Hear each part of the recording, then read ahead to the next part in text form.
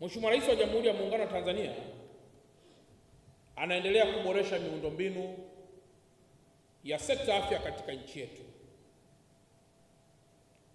na ikibidi anaendelea kuajiri watu katika sekta afya ambao wataendelea kwenda na kauli mbiu yake ya kuboresha maisha pamoja na afya za Watanzania wote kwa ujumla wake.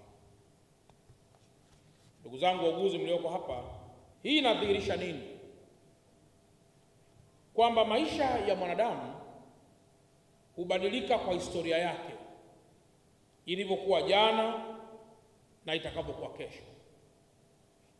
Vivyo hivyo ninyi, kazi mnayoifanya ni kazi ambayo inaweza kubadilisha historia ya mwanadamu, kuitwa kutoka kwenye kukata tamaa na kuyaona mauti, na baadaye kujiona mwanadamu anayeweza kuwa na malengo baadaye. Kwa mantiki hiyo, kazi mnayofanya sio tu ni kazi ya kitabibu, sio tu ni kazi ya kisayansi, lakini mnafanya kazi kubwa sana ya kuuisha upya saikolojia iliyokufa na kuweza kuileta katika nuru, ili mwanadamu aweze kuendelea na kazi alizonazo kila siku. Mtu wa kawaida anaweza sielewe sana thamani yenu, lakini mimi kwa kuwa ni mtumishi wa serikali nafahamu matusi yaliyeshiba. Mara nyingi kwa mtu ambaye hajawahi kuugua na hajawahi kulazwa, hajawahi kuona mkono wa muuguzi, huwa anaweza kushabikia sana zile hadithi kwamba wauguzi ni wezi, wauguzi si watunza siri, wauguzi wana kasoro nyingi. Lakini kumekuwa na tabia Tanzania ya kudandia mambo hata kama ni ya uongo. Niwatie moyo wauguzi, fanyeni kazi yenu kama ambavyo rais wetu amewaasa hapa, kwamba endeleeni kuimudu taaluma yenu kwa kuakisi zile falsafa zote za miiko ya taaluma yenu.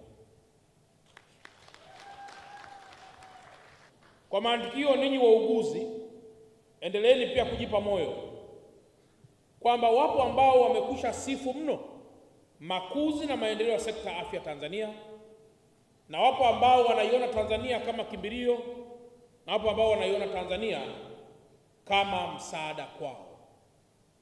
Sekta ya afya haiwezi kufafanuliwa hata kidogo bila kufafanua thamani ya wauguzi. Ni kweli kwamba daktari anaweza kumpima, ama mtu yoyote anaweza kumpima, au daktari anaweza kumpima mgonjwa. Ni kweli kabisa mgonjwa anaweza kuhitaji operation na akafanyiwa, lakini kama ataachwa bila muuguzi mwenye taaluma, bado mgonjwa anaweza kuhisi amefariki, lakini kumbe akiwa hai. Kwa ninyi wauguzi mna role pia ya kuwa wafariji, mna role pia kurudisha matumaini kwa mgonjwa, mna role pia kurudisha matumaini kwa wanaouguza wengine, kwa maana ya ndugu. Mna role kubwa sana pia kuleta tabasamu kwa mgonjwa, na mna role kubwa sana ya kufafanua taasisi mnayofanyia kazi kwamba inaweza.